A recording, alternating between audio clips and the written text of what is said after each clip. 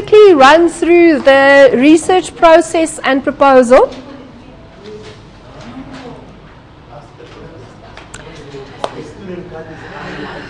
Okay, so remember that last time we spoke about what is research, what are the different types of research, what is professional research, and how to generate solid research hypotheses. And remember that in terms of professional research, you guys are busy with your article critique, which you are going to give me on the 21st of February. Okay. Your first group assignment is an article critique, which is on my tutor, where you have to look at the things that we did in theme 1 in terms of how to look at research and decide if it's good or not. Okay. Yes? So I think the dates are incorrect because we thought it was something for last year. No, no. Like it's dated 2012. Okay, but it's loaded on my tutor as 2013, and it's in the study guide as 2013. Yeah, so you better start catching up. Right, you still have more than a week to do it, so... Okay, so the outcomes of today is that we want to know how to apply the research process, how to define a research question, how to plan research design, and generate a research proposal. Okay, and that's what we have done practically now. So now let's look at the theory. Okay, so this is the big picture of research.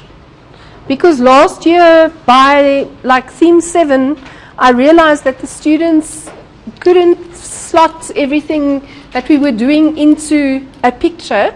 So I drew this picture for them then, and luckily for you, you get it at the beginning. So basically, you have your research question.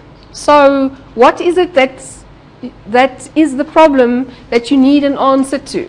Okay? So what is the impact, or how do we measure the impact of KYP in the community? Then the next thing is you take that research question and you then develop your research proposal. And that's part of what we've done today, is we've looked at the main components and main things that we need to address in the research proposal.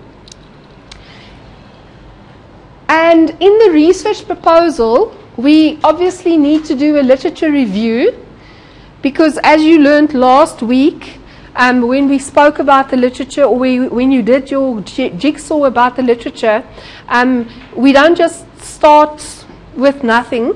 We look at what have other people said, and we use what other people have said to build theories, which we then can test in our research. Okay. Then the next thing is we need to decide, are we going to follow a qualitative approach, where we look at more the depth and the words, or are we going to be like Niche and we're going to just follow a quantitative approach, where we're going to look at just numbers? All right.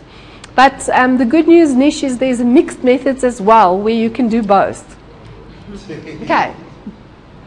Then, once we've decided if it's going to be qualitative or quantitative, we need to select a research method. Okay. Now, the main methods that we're going to do in this course is the focus group, the Delphi, the survey, and the case study, because these are nice methods that work well in project management, and also work well in the South African environment. Because remember that we do research in the South African environment, and the problem with the South African environment is that we don't always have the numbers for the quantitative. So if we want to know in a certain mine, what are the success factors for projects, we might only have 50 project managers. And to then do quantitative statistics on that becomes difficult. And then doing a qualitative approach might give us a better answer, because we then go into the depth of it rather than into the numbers of it, or the width of it. Okay. Okay, so then we select the method, and then we select the sampling strategy. So how many people are we going to ask, and which method are we going to use? And you will see that all of this is described in the research proposal. Because the research proposal is basically our plan of what it is that we're going to do. Then we go off and we conduct the research. So we do what we say that we were going to do. And then at the end of the day, we write up the research. And so the last theme, sorry, these T1s and T3s and whatever refers to the various themes that we will be doing. Okay. And so the write-up, the research is then basically, if you're doing a master's, your final dissertation, if you're doing a doctorate, your thesis, if you're doing research in your environment, the management reports, or the article that you might publish, or the conference presentation that you might do. Okay, so that's the writing up of the research. Okay, so this is not how we do research. So you see, he says that there's all these numbers, then a miracle occurs, and then this happens. Okay. And he says, I think you should be more explicit here in step 2. Okay. And very often what happens is, this miracle that occurs here is where the researcher starts biasing the research by coming up with a solution and saying that's the solution. But there's no basis of either the literature or the methodology that supports that miracle. Okay, so one has to be very careful that you don't create your own miracles. Yes? Meaning that every finding must have been found by somebody else before. Is that what you said? No. No, because research is about finding new stuff. But we are living in the information age. So most of the research that we're going to do is based on stuff that other people have done. Okay. I mean, if you think about any topic in project management, there is something that exists. So you can't just ignore that. And because firstly, you might commit plagiarism without realizing it, because you might now say that was my idea, but somebody already published it in 1990. Okay, so that's why it's important to read and to see what other people think. All right. And secondly, you have to understand what's going on in the field, what's the terminology used in the field, before you can go on with your own research. What if I didn't see a contribution like that? Then you're in big trouble.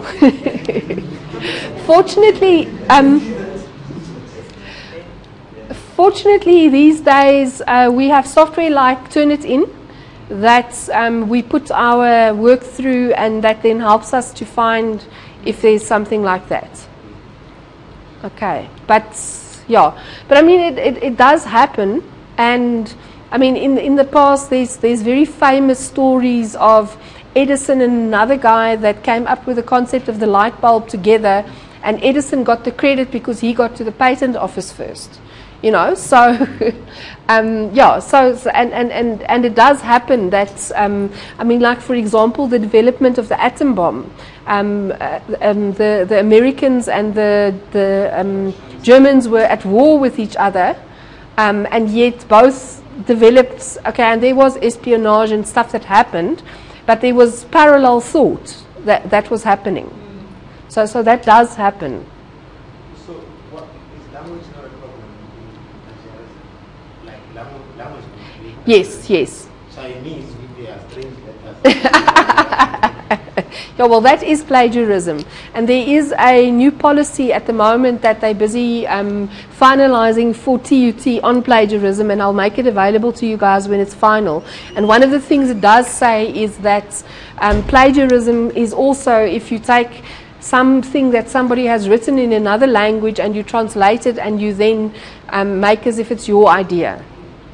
So plagiarism is more about passing off somebody else's idea as your own.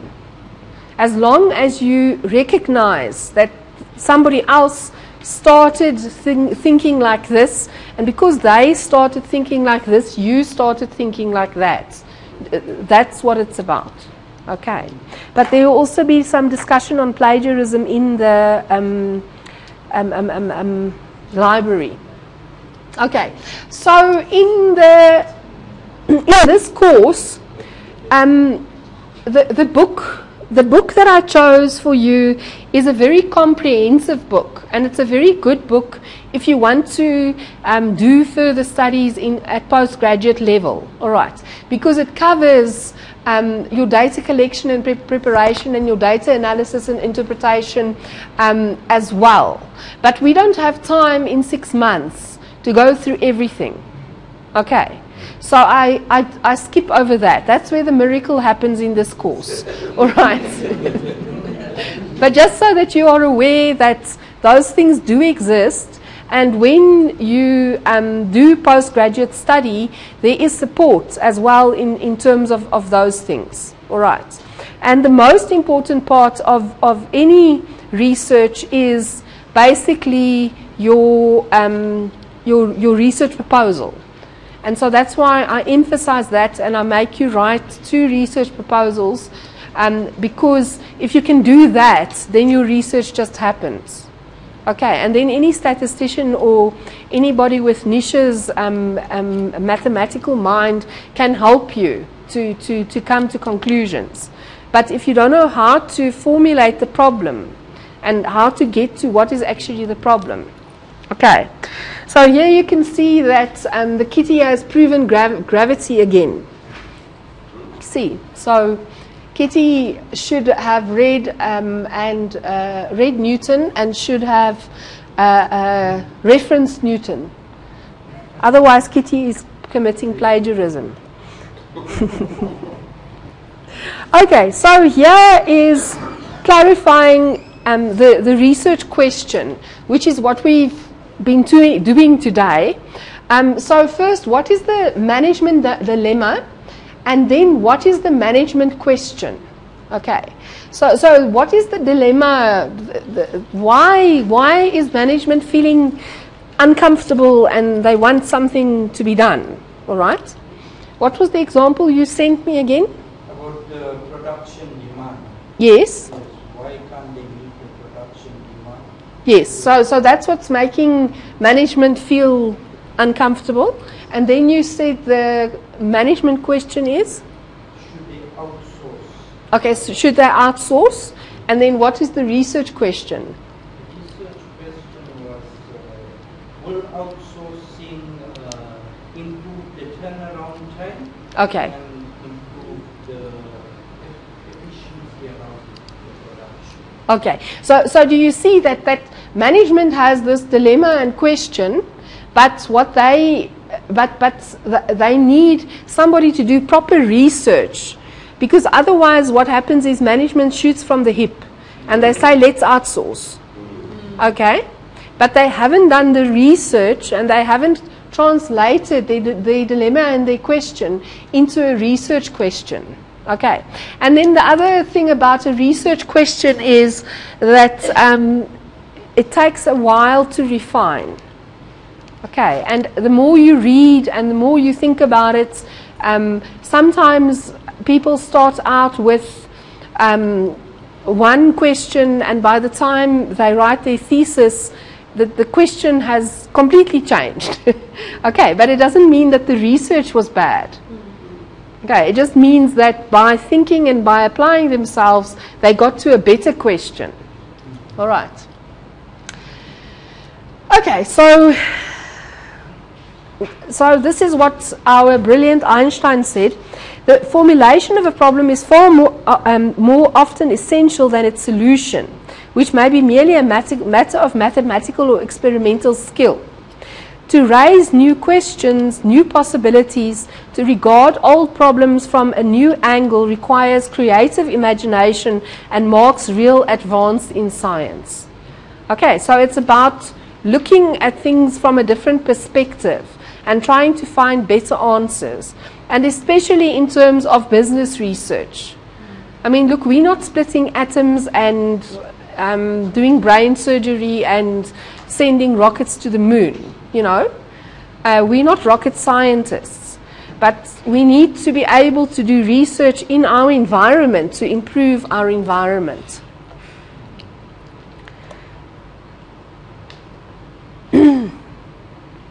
Okay, so this is the hierarchy. As we said, there's the research dilemma, then there's the management question, then there's the research question, then the research question is then translated into investigative questions. So what are the questions that I'm going to ask the various stakeholders? All right?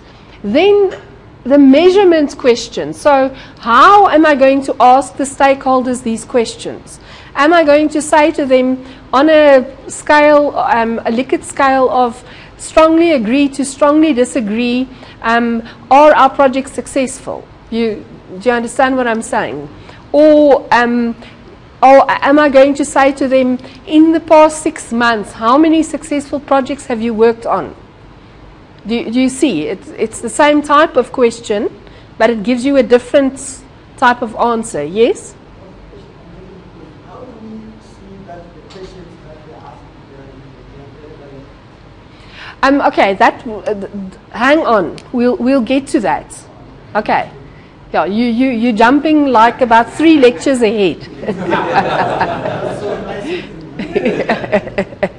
So we'll get there. This is just to sketch the background and to give you the feeling of how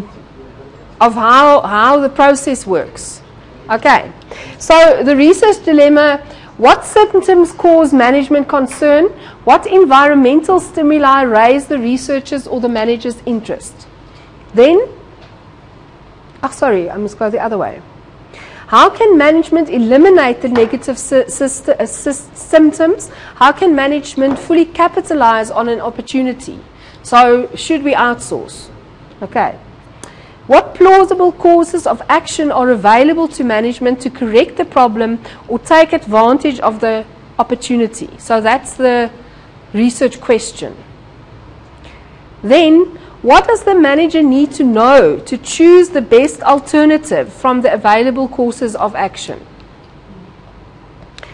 Then, what should be asked or observed to obtain the information the manager needs? Okay. And then the last one, what is the recommended course of action given the research finding? Okay, so it's always this hierarchy of the question. And management is interested over here and over here, and the researcher has to do the work in the middle. So this, you can't mix them around. They have to come with the Yeah, they normally you sometimes go a step forward and then you go back again and then you go forward. So this looks as if it's like steps, but sometimes you go back and sometimes you go forward, because research is not a linear process. Niche. Okay, so if we take a project management example, the research dilemma is not all projects in South Africa are successful in terms of time, cost, and quality. Okay, so that's a problem that we have. What can be done to improve the success rate of projects in South Africa? Then, if we identify certain factors that lead to project success in South Africa, will the success rate improve if we apply the factors? So that's the research question. Then the investigative question is, what are the most important factors that contribute to project success in South Africa? Then the measurement question, indicate on a Likert scale from slightly disagree to strongly disagree whether you think that implementing the following will improve project success in South Africa. So, for example, following a project management methodology. Do you understand? So now we're getting to the measurement of it. And then the decision, given our answers, and after Nish has done his statistical analysis, which factors should we concentrate on? Yes? Prof, I want to ask the question. If you miss the boat by not following, like, because everybody has their own mind and how they perceive things, would I arrive to number 6 to come up with a solution? Where do we have errors? Where do we make mistakes? Because I might not quite be asking myself the same questions, like my next. Yes. No, exactly. Exactly. So what's if we go back to the big picture over there, if we decide to use a focus group where we get 10 project managers in a room and we ask them what are the factors that lead to success in South Africa, we're going to get a different answer to if we get the top experts in project management and we do a Delphi study with them. And we will get a different answer to if we send a survey to 2,500 project managers in South Africa. And we will get a different answer to if we go and do a case study in the mines. All right. So, research is context driven. But if you use multiple methods and you combine these methods, you should get to a better answer at the end of the day. And good research never has the final answer, because good research always recommends what should be done next. That's the beauty of research. Yes, that's because the thing is, no study is perfect.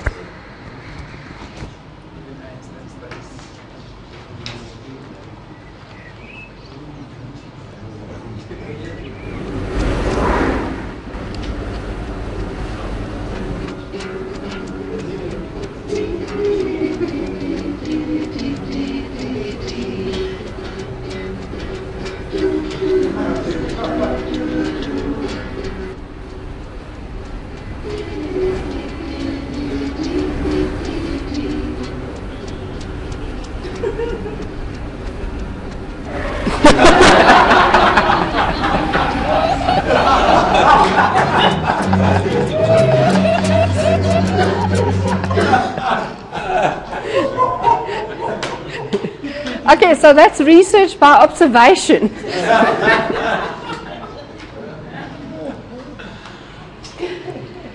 Okay, so as we've said, getting to a good research question takes several iterations. And if the research question is poorly defined, the researcher will not be able to identify suitable sub-questions. Okay, so if you look at your question and you say, okay, but now I don't know how to measure this, then your question isn't good enough.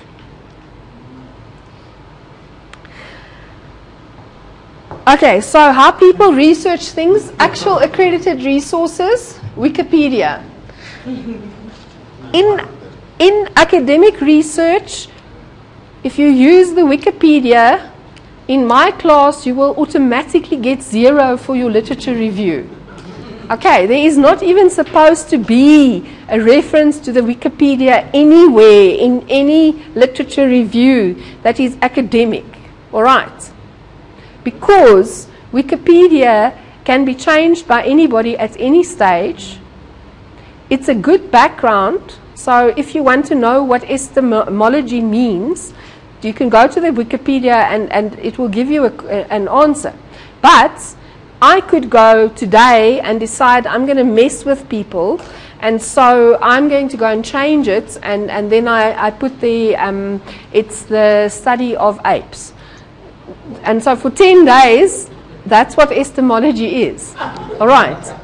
Whereas accredited resources, actual accredited resources, the books, the textbooks that you have, you will see there are references in the textbooks to things that other people have published and said.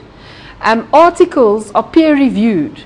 So you don't just send an article to a journal and voila, the next day it's published. No, it's lots of sweat and tears. You send it to the journal, it gets sent to 3 other people. They don't know who you are. They rip your research apart completely. It comes back to you.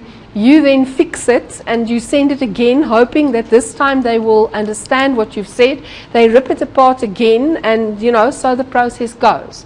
So there is a huge difference between Wikipedia and actual accredited resources in terms of validity and in terms of actually telling you the truth. Because I can tell you anything on Wikipedia, right? And yes, they have little brooms, and yes, they try and clear it up and whatever, but it's not properly researched, all of it. Okay, so what are the components of research design? Now, this is just sort of a very quick background to it. So the formulation of the research dilemma, we've spoken about that. It must be based on theory, non-trivial problems, narrowly defined and relevant.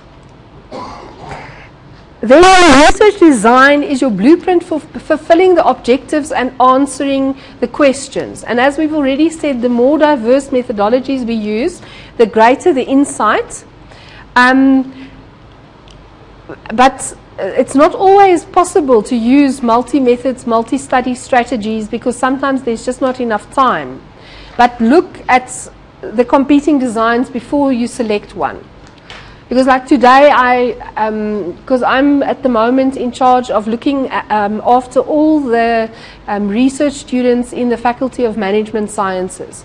And so they send me their proposals. And today I got a proposal from a guy, and he knows that his sample is 26. And still he insists on doing survey research.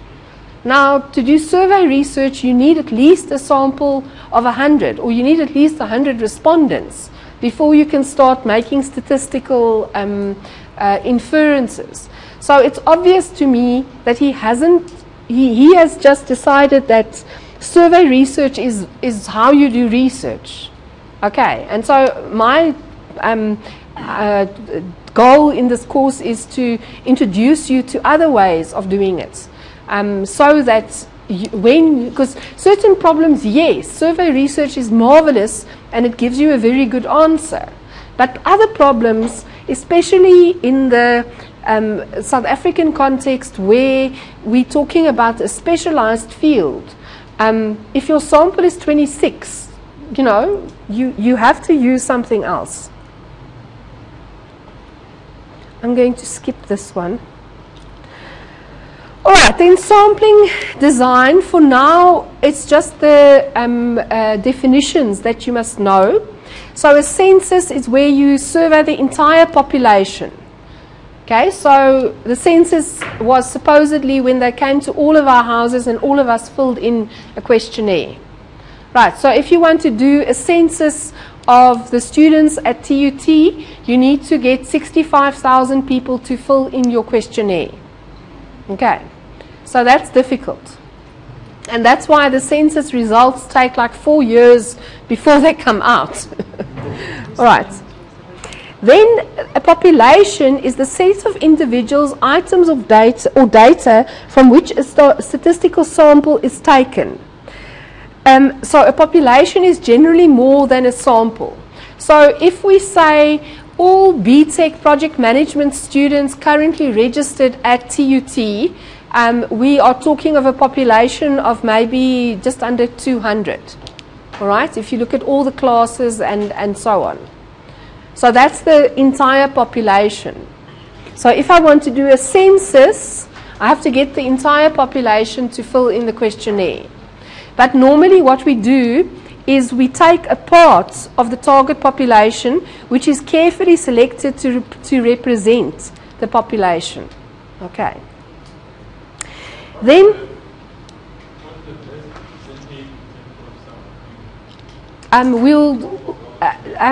there is a whole lecture on sampling. Okay, it's after the libraries, then we'll do sampling.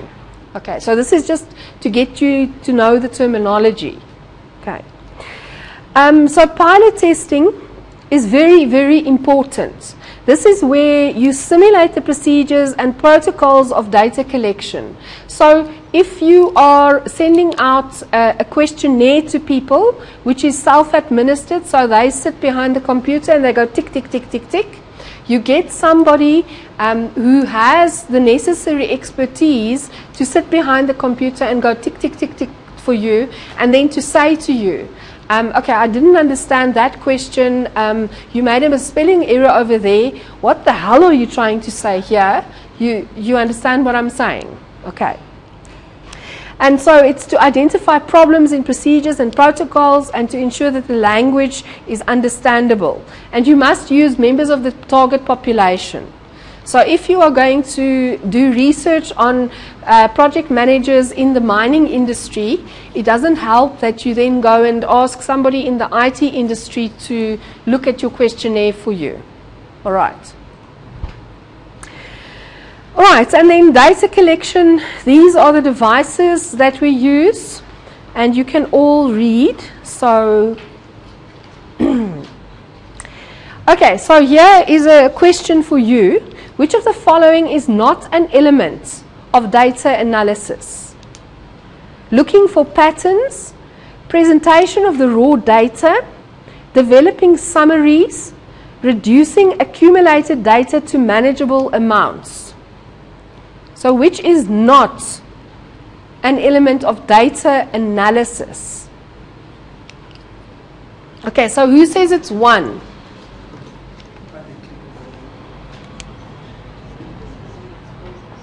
The clickers are not working. I must get them working. Who says it's one? Nobody. Who says it's two? Okay, we've got 1, 2, 3, 4, 5. 5. Who says it's 3? 1, 2, 3, 4, 5.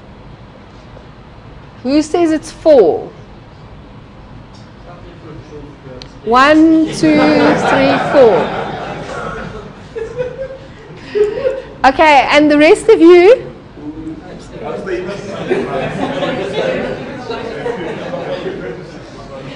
Okay, so now quickly tell your neighbor why it is the one you think it is, even if you abstained.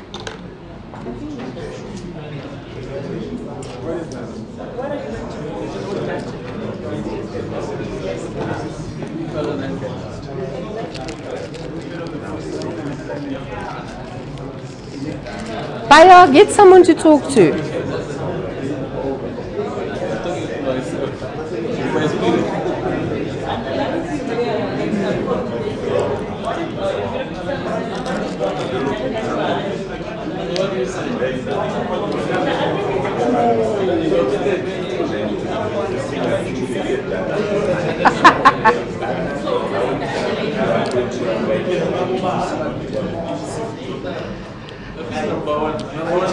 There's no data.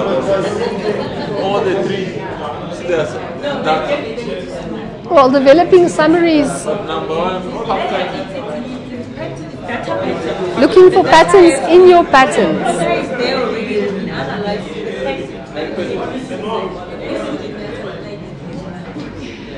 Okay, so who says number 1 now? Number 2? Ah, at last, there's some peer learning happening here. Number 3? You still number 3. Number 4? Okay, so data analysis is about taking your raw data. All right, so your raw data is in a spreadsheet in Excel and has lots of columns and lots of rows. And then summarizing it in some or other manner. So saying that the demographic information says that we had 30 project managers with 300 years experience now, but you understand what I'm saying. And then reducing the accumulated data to manageable amounts. So in terms of the question of what are the success factors for projects, this is what the answers are. In terms of what are the measures of success for projects, this is what the answers are. Okay, and then looking for patterns is trying to determine whether the question or the hypothesis that we have is true or not. Is it supporting what we thought that we were going to see? Or are we seeing something completely different? Okay, so we might say that project managers under the age of 30 will say that following a project method, a structured project management methodology is a waste of time. And then when we look at our data, we find that project managers up to the age of 40 say it's actually a good thing, and then after the age of 40 they say it's a waste of time. Do you understand? So that's the patterns that you look for.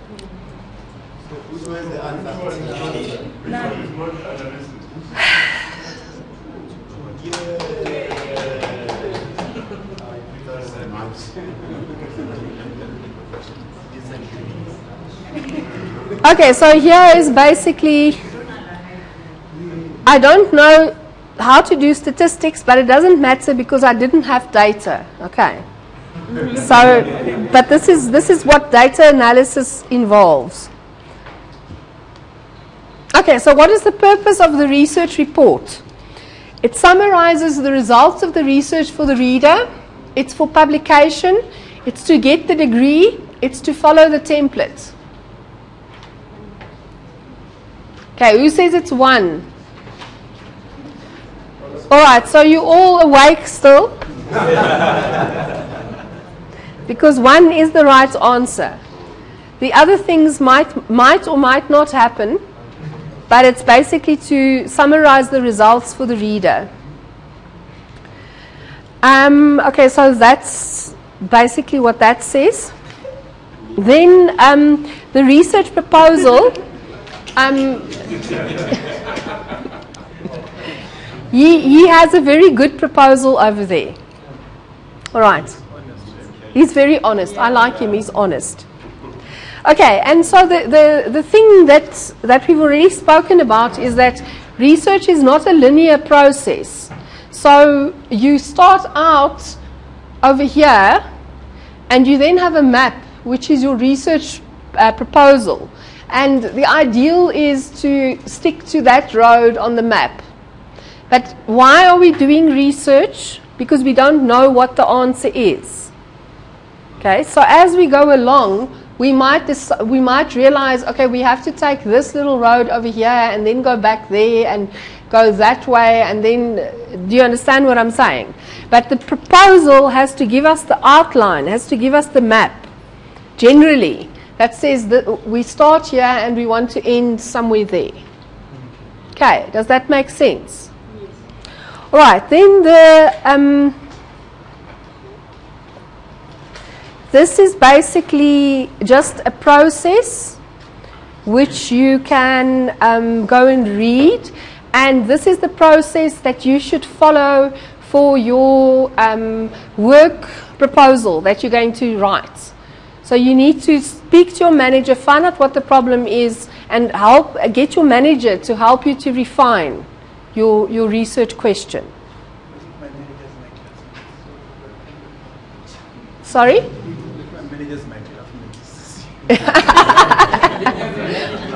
That's nice. That's nice, because at least the manager then understands. Yes, already a management dilemma.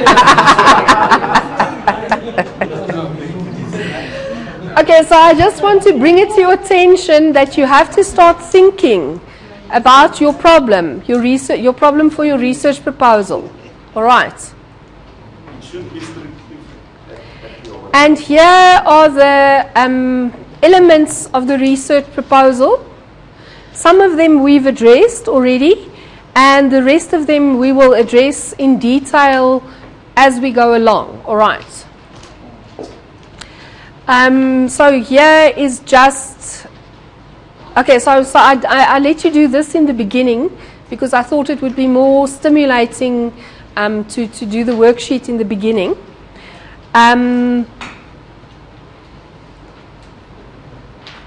What's happening here? Oh.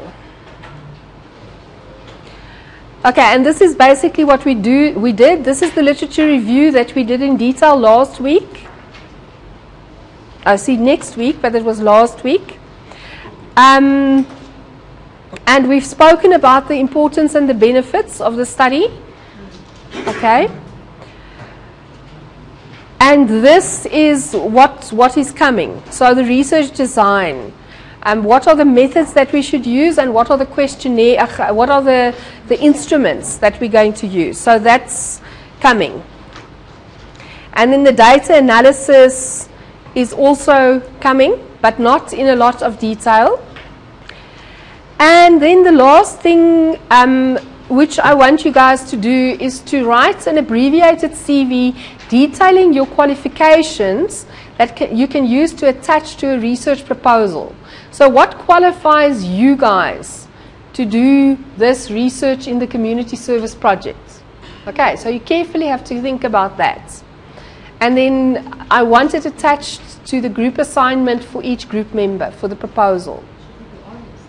Yes. Only one person see All of you. So if there are 5 people in the group, there must be 5 CVs.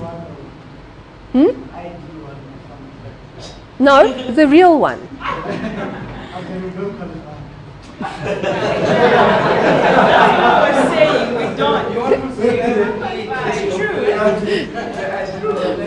Okay, and then in the proposals that you are going to be doing, being project managers, you're very good at thumb sucking. So you can thumb suck what you think the major phases of the research will be and how long you think it will take. And and you can also thumb suck what budget. So I just want you to think about it. You understand? Because this is not going to, you are not going to be doing the research.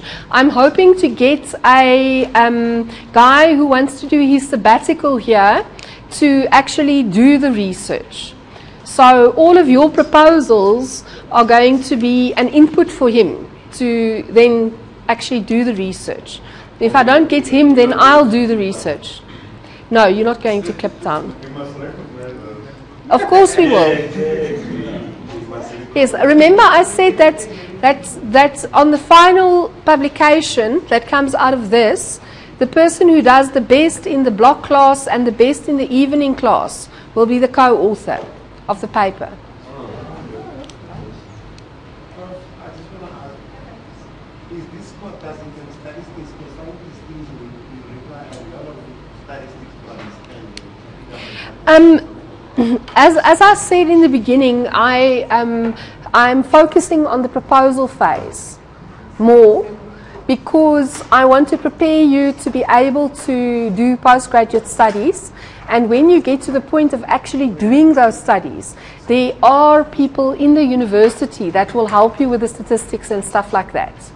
So the BTECs where research methodology is a year course, in the second semester they do statistics.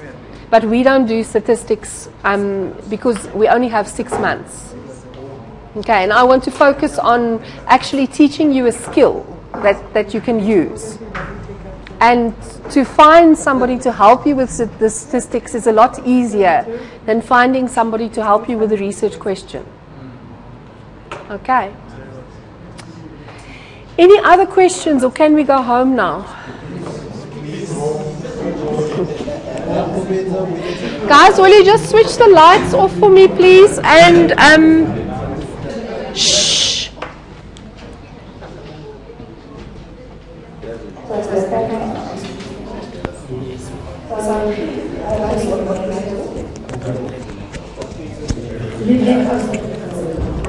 What would you like to be when you grow up? I like to be a doctor. A doctor? Why? Why? Because here in Cape Town, there are no doctors like where we live now. And then I want to help the community. Yeah. Okay.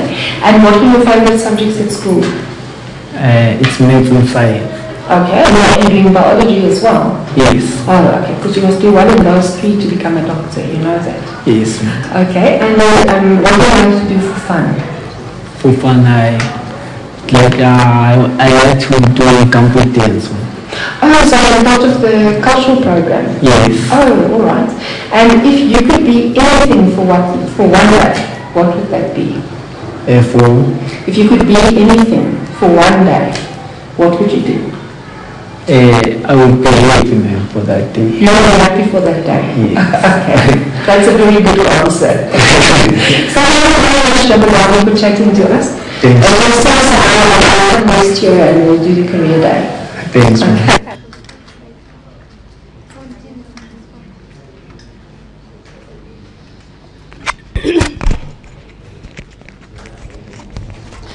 Okay, so that was a little bit of inspiration for you guys to start off with. I'm trying a new experiment today where what I'm doing is I am recording my lecture and then I will make it available online so that if you want to go and look at something again, or if you didn't understand something the first time, you can go and look at it again. All right. Also, on Monday, I was very ill. I'm still ill. I've got the flu, so I didn't really lecture in detail. So I'm going to make it available for the Monday people as well, so that they can also just get the proper lecture. So if I pass out or if I start talking incoherently, then you know it's the flu talking. All right. Oopsie. That was the bag. All right, so today we're going to be talking about project initiation. Please sign the attendance register and write your group number if you have a group number. If you're still battling with getting a group number and getting registered on My Tutor, don't worry about it. We'll sort it out when we start doing the group work, which we will do just now. Okay, so today we're talking about project initiation. So the main outcomes is that we want to be able to develop a list of stakeholders and we want to be able to develop a project charter. So why do you think it's important to identify project stakeholders? Can everyone please just switch their cell phones to silent?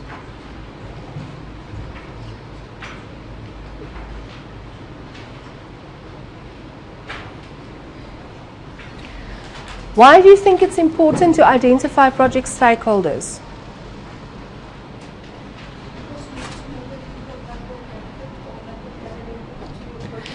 Sorry, Senju, can you speak up? I didn't hear you. We need to know everybody that would influence a project, so it's important to identify everyone that would have an influence. Okay, so we want to know everybody that would influence our project. Why do we want to know everybody that would influence our project? Kenny? Sorry? So, for the sake of involving them to meet the goals. Okay. Jeremiah? Because by excluding them in the process, we're going to have a problem of not finishing our project. So we need to involve them on a start meeting, and then we have to have a concrete information so that when you start a project, you know exactly what really the client is looking. Because even the client as well as the managers or the sponsors are the one who actually keeps us going, and we must know what is really Okay. All right. So if you remember our little picture of the tree and the swing, we need to involve all the stakeholders so that at the end of the day we deliver what the client actually requires. All right.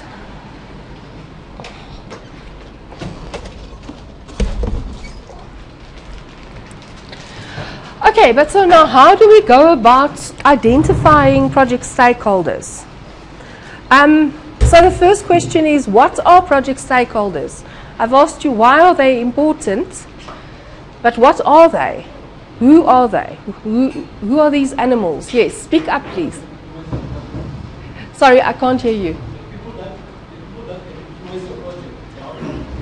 Okay, so they're people that can influence the outcome of your project. Yes, Yvonne? Okay, and those that are influenced by the project. Okay, so I would love this guy to be my project stakeholder. You can see he's holding the stake and he can come and braai at my house any day.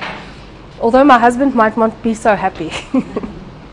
Okay, but so the ones in one of the interviews 2 years ago, I asked the question to one of the students, what is the project stakeholder?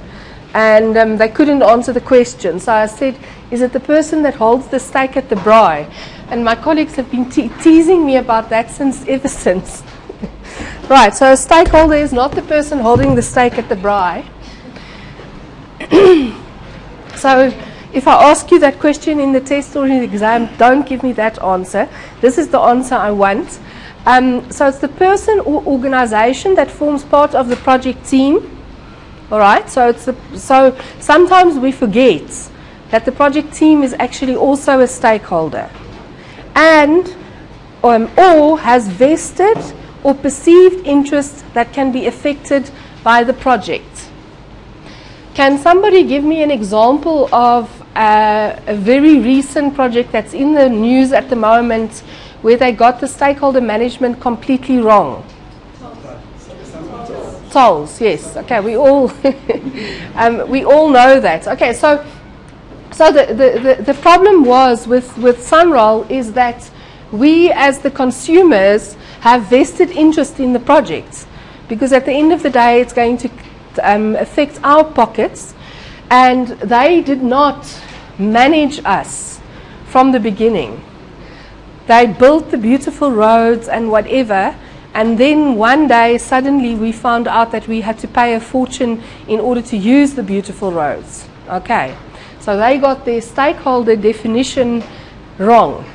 And can you see that we're talking about project initiation, and stakeholder definition is one of the first things that we do. So right at the start of the project, we do our stakeholder definition.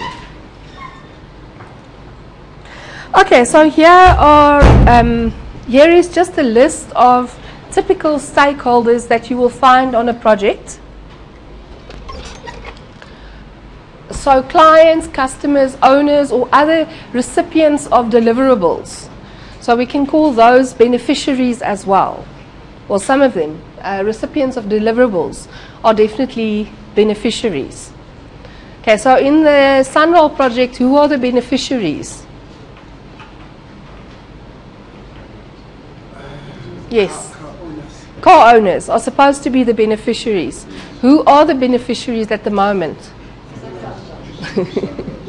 The people that are pocketing our money.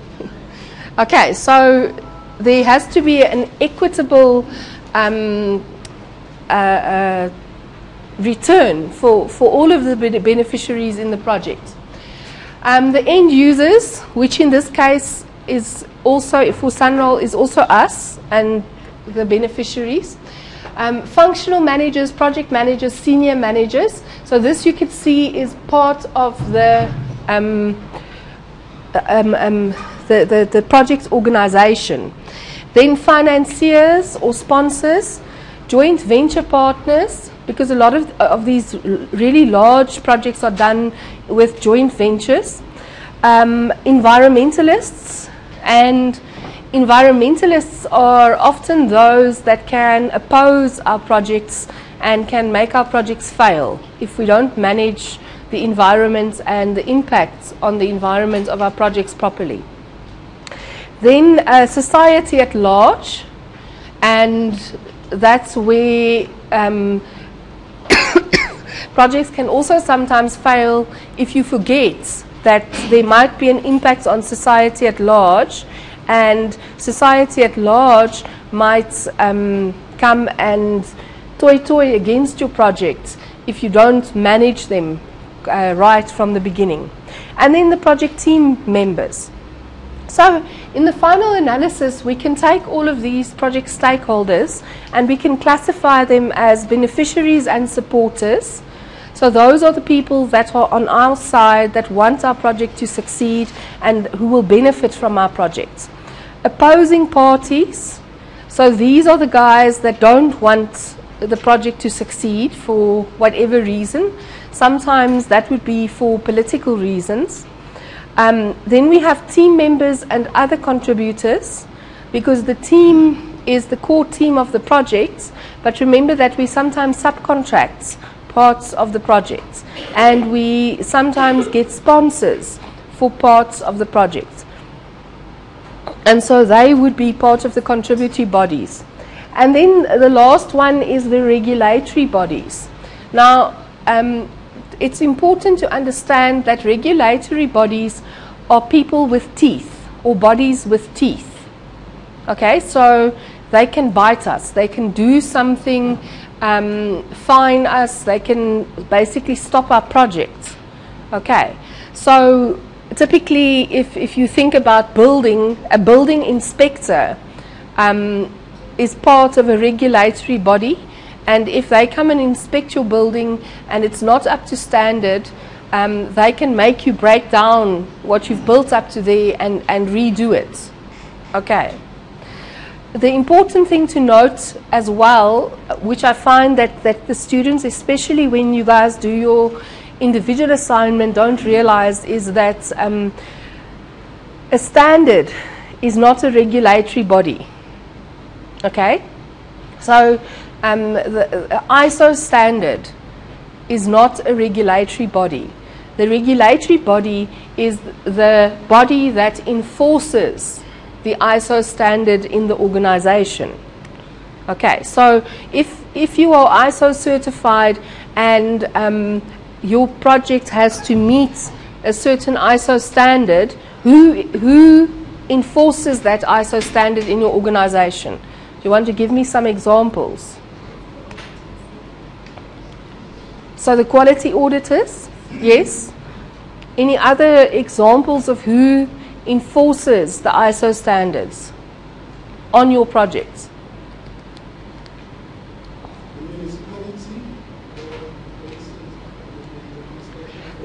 Sorry, Sipiwe, can you talk up? Okay, it could be the municipality. Yes. Yes. Yes. Okay. But so the point I'm trying to make is, remember that a regulatory body is somebody with teeth, and it's not a piece of paper, because a piece of paper can't bite you. It can only give you paper cuts. Right.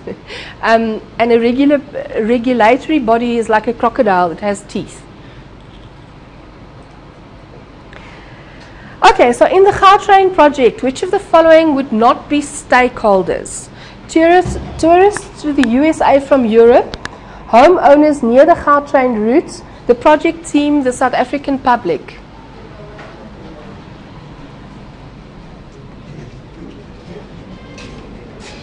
Môre. Hi. Moes jy nou besig met die klas? Ons het mos gesê dat ek vir die oggende en jy vir die middag. Nou my het gesê buite die eerste 2 kere. Nee, buite die eerste keer in die 16de Maart. Ja. Nee, jy het nie vir my datum gesê. Kyk, ek was verlede week hier, of voorverlede week. Ja. En die volgende week is ek in die oggend. O nee, ekskuus, ons het mekaar dan misverstaan. Want is die 16de Maart wat die ding is. Ja, jy het dit vir my gesê nie. Wel, sal jy omgee as ek asseblief vanoggend aangaan, want ek voel baie siek, ek het griep. So ek wil net klaarmaak en huis toe gaan. Ek is baie jammer. Maar nou is my hele storie ook deur mekaar. En ek sê verlede week vir die studente, please confirm with Professor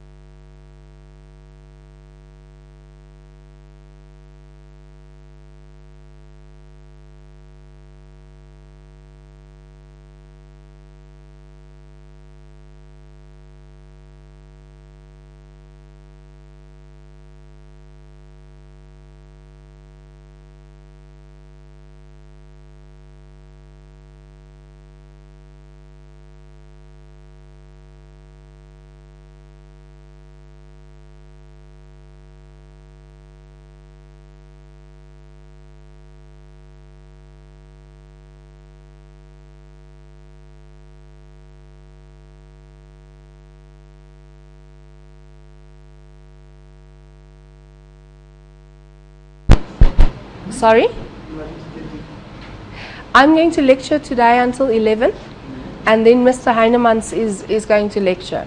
It just means that some of the group work that you were meant to do in class, you're going to now have to do outside of class. So you can always stay afterwards and do your group work. Okay.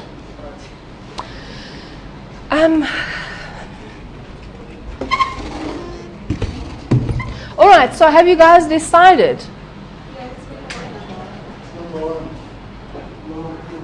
Does anybody have a different number? Why is it number 1? Okay, cool.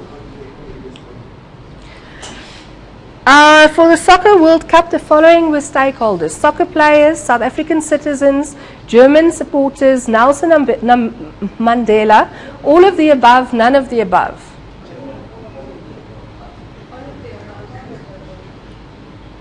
Okay, so who says it's 1? Put up your hand. 2, 3. Do you say 2? Okay. 3. Okay, 4, 5. Okay, so the majority say it's 5. Or I didn't say 6, 6. Okay, so South African citizens were stakeholders because it was about our country and it was about how our country was being marketed.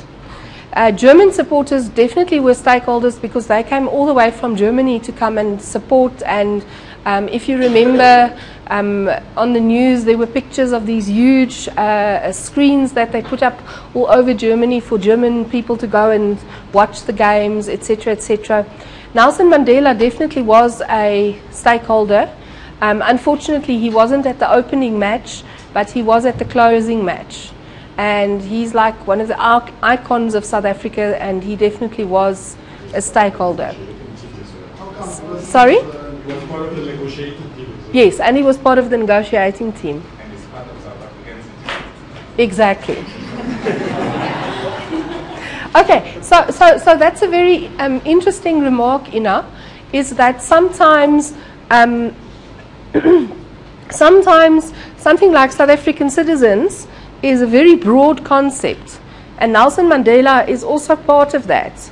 But sometimes we would like to take him out and make him a specific stakeholder because he has to be specifically managed differently than what we would manage the South African citizens. Okay, because remember, we identify stakeholders because we need to know who they are so that we can manage them. All right. Okay, so then we categorize them according to beneficiaries and supporters, opposing parties, team members and other contributors, and regulatory bodies. And we've already discussed that on the slide, and you will see on the handout that I'm going to give you a little bit later, you know, when you put this into your charter or into your project plan, it's easy if you just use a table like this, because then everybody can see who are the stakeholders and what is their impact or effect on your project. Okay, so when building a house, the municipality would be a beneficiary or supporter, an opposing party, a team member, a regulatory body. Who says it's 1? 2, 3, 4. And the rest of you? Okay, so do you see that the municipality would be the regulatory body, because they come and check if everything is fine, and they can bite you because they can make you break the thing down if it's not fine. But they would also be a beneficiary, in the sense that, remember, from a rates and taxes perspective,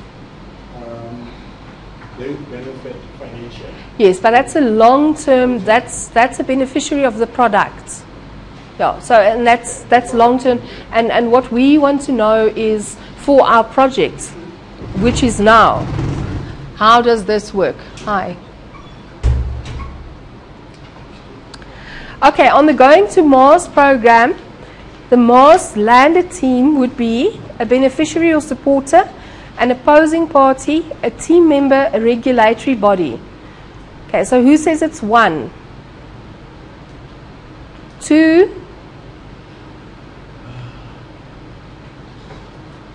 3,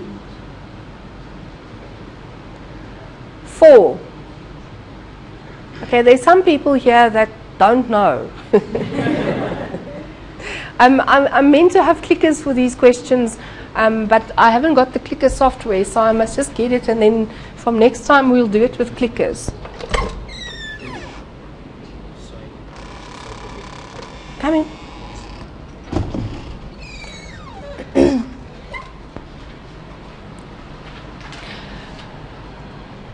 Okay, so it's a team member, because they are the team that is making this project happen.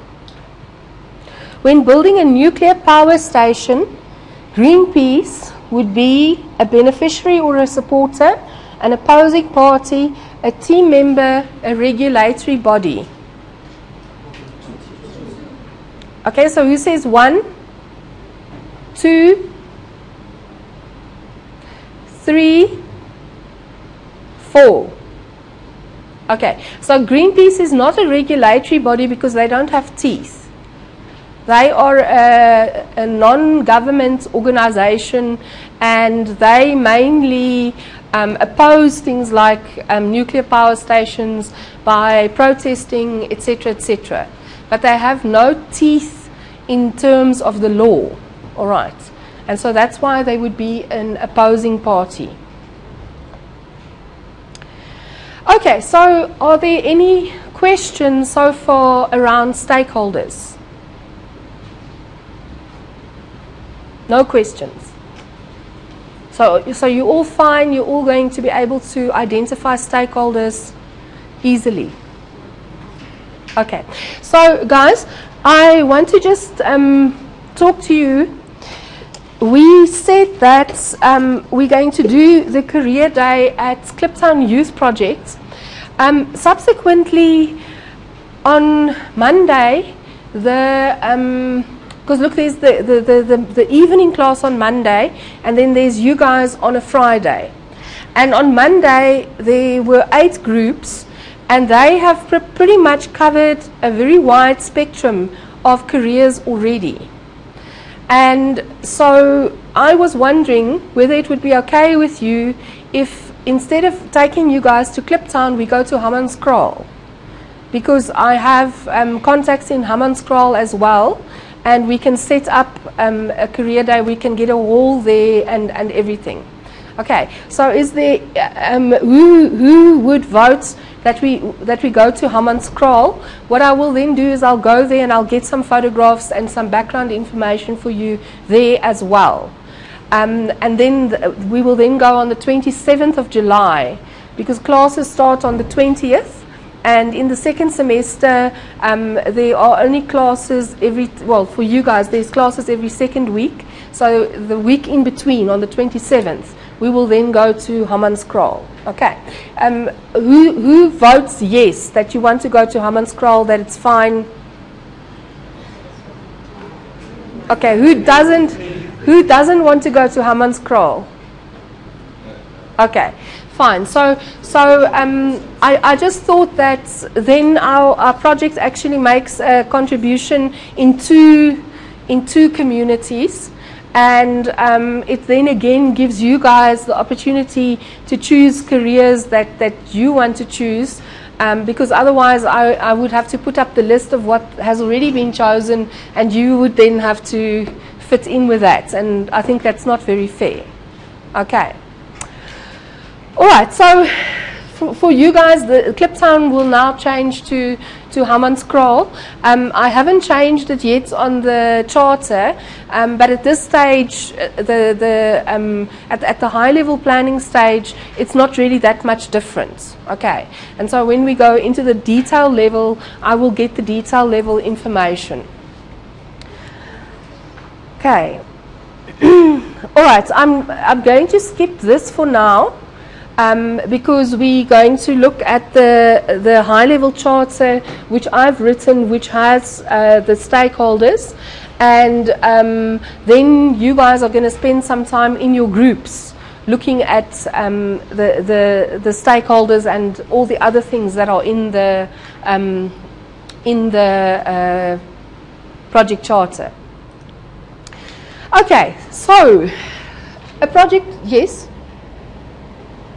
Just to spell out the word, with regards to the group assignment, wouldn't it be easy and non-confusing that probably you identify a list of these careers and then we can just choose from them? Because of 10 to 1, a particular group might decide to choose, not knowing what the other group has. Yeah, what we did on Monday night, and we'll do that now as well, is I wrote all the group numbers on the board, and then the groups discussed what they wanted to do, and then as they decided, we put it, they put it down. All right. So you could then see what the other groups had already decided, and there was only one group that said engineering, and they wanted to do engineering as a whole, and then there was another group that said civil engineering, and then we decided that the group that said engineering as a whole had put down their names first, so they got engineering, and then the other group had to change. So that worked quite well. There wasn't any contention or problem. Okay, so I'd rather that you guys talk in your groups and be comfortable, and then the race is on to get it on the board. All right. Okay, so that worked in the evening class, and I'm sure it will work here as well.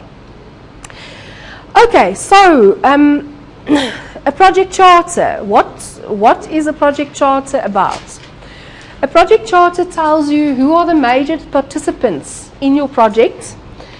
It gives you the high-level scope of the project. So you can see that's a telescope. It's not a microscope.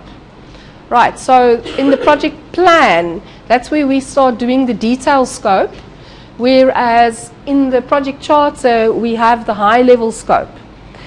Then we want to know what the objectives are. So what are the targets that we want to meet? We want to know how are we going to measure that we're meeting those targets. And that's a very important one, which people often forget. And why projects often fail is because we don't say from the beginning how are we going to measure whether the project is a success or not. And then the assumptions or restrictions. So what do we assume will be in place, and what are the boundaries? So what are the things that might stop us from attaining what we want to attain. All right, and then at the end of the day, what the project charter does is it gives the project manager the authority to continue with the project. So what you guys are going to do is you are going to write a project charter for each of your stalls. You're going to submit that project charter, and I am the CEO, and I am then going to sign off and say yes, you may continue with the project, or say no, this project charter isn't acceptable, you have to update it before you're allowed to continue with the project. Okay, does that make sense? So what criteria are we going to be using in order to say no? Okay, the criteria are already loaded on my tutor. So basically, you need to get 50% for your charter. Otherwise, you will have to redo it. We can look at it now in detail. Yeah. Okay. Okay. So we've now already talked about what is a project charter, but the picture I want you to have is the map of the world. Right. So it maps out on a high level to you what the project is.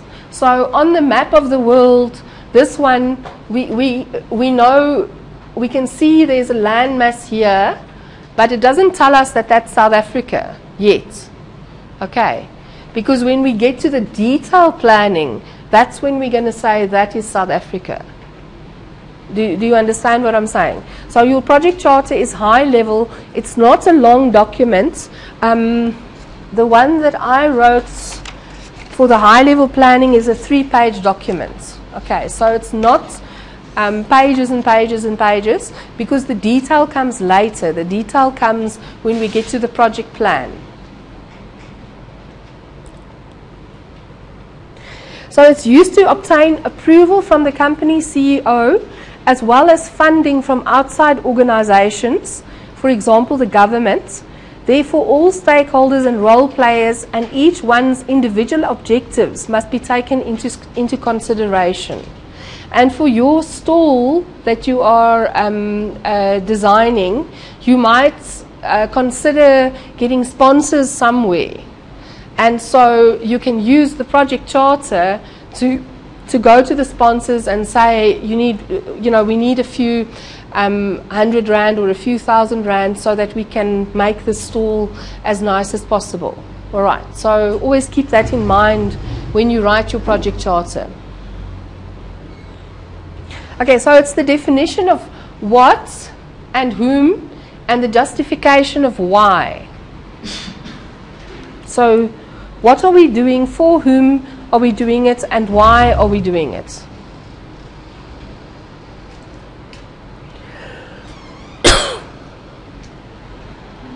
Hi. I just want to check this keyboard at the back. Okay. All right, so here are the main components of the project charter. I'm not going to talk through them now because I will open the handout and then we can talk through it in a bit more detail. Okay, so we've now got to the handout part. So, okay, at this stage I'm going to stop the recording. No.